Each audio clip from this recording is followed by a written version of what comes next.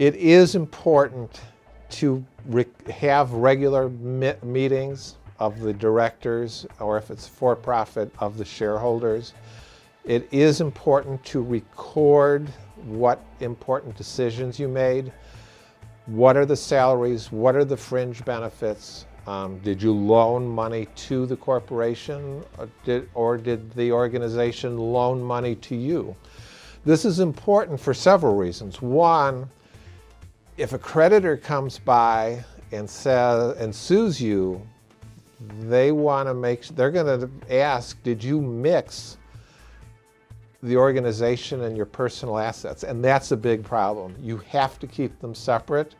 If you don't, the creditor can actually go after you personally sometimes. And the whole point of incorporating is to prevent that from happening.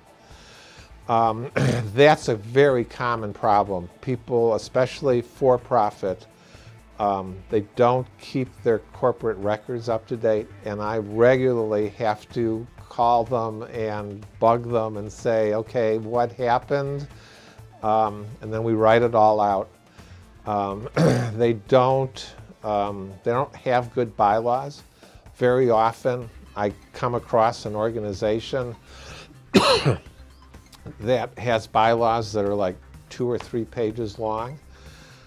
There's a lot missing if they're only 2 or 3 pages, and that typically will get an organization into trouble, because the bylaws are the rules by which you run the organization on a day-to-day basis. It lays out the responsibilities of the directors. It lays out the responsibilities of the officers. They often don't pay attention to those rules, and that's what, again, that can help avoid problems. You'd be shocked also how often both for-profit and not-for-profit organizations don't file their annual reports with the Secretary of State's office. Because if you don't file, then the Secretary of State will dissolve your corporation, and you will lose the protections while you're dissolved. And if you're dissolved for a long period of time, I've had 2 of them that have been involuntarily dissolved for 32 years.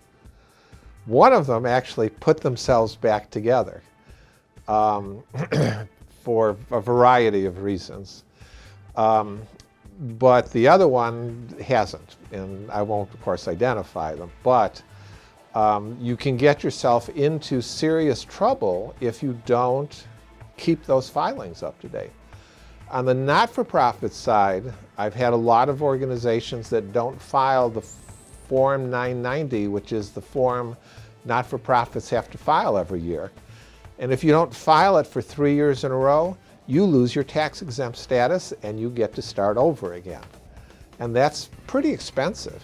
It's a lot cheaper just to do the return than it is to go back and start over and file all the returns.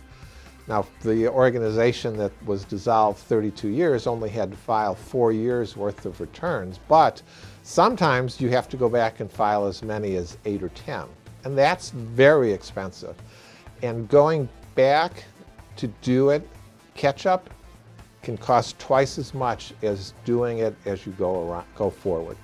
So it's, again, prevention is, again, a lot cheaper than trying to go back and figure out what happened 8 or 10 years ago.